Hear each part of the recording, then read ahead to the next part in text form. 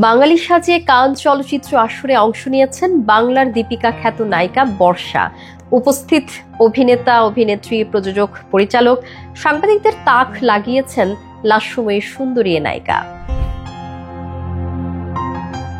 লাল কালো রঙের বাঙালির ঐতিহ্যবাহী জামদানি, লাল ব্লাউজ, হাতে কালো ঘড়ি, খোলা চুল আর হালকা মেকআপে মানানসই গয়নায় অসাধারণভাবে নিজেকে মেলে ধরেছেন মোস্ট ওয়েলকাম খ্যাত এই নায়িকা। কান চলচ্চিত্রের এই মহা উৎসবে অংশ নিয়ে নামি দামি সব পরিচালক, প্রযোজকদের সঙ্গে কথাও বলেছেন তিনি। বাংলাদেশ সময় গত 13 মে রাত 11:15 78তম আসরের উদ্বোধনী অনুষ্ঠান শুরু হয়। ফ্রান্সের কান শহরের প্যালে দ্য ফেস্টিভ্যাল ভবনে এই আসর শুরু হয়েছে। এই আসরের অংশ নিতে এরই মধ্যে কান সমুদ্র সৈকতে পৌঁছে গেছেন বিশ্বের অনেক সিনেমা প্রেমীরা। বিভিন্ন দেশের অভিনয় শিল্পী, নির্মাতা ও প্রযোজকদের মিলন মেলা বসেছে এই চলচ্চিত্র উৎসবে।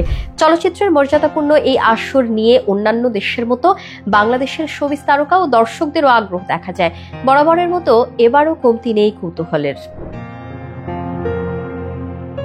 প্রসঙ্গগত এবার উদ্বোধনী অনুষ্ঠানে উপস্থিত ছিলেন অস্কারজয়ী হলিউড অভিনেতা রবার্ট ডি নিরো।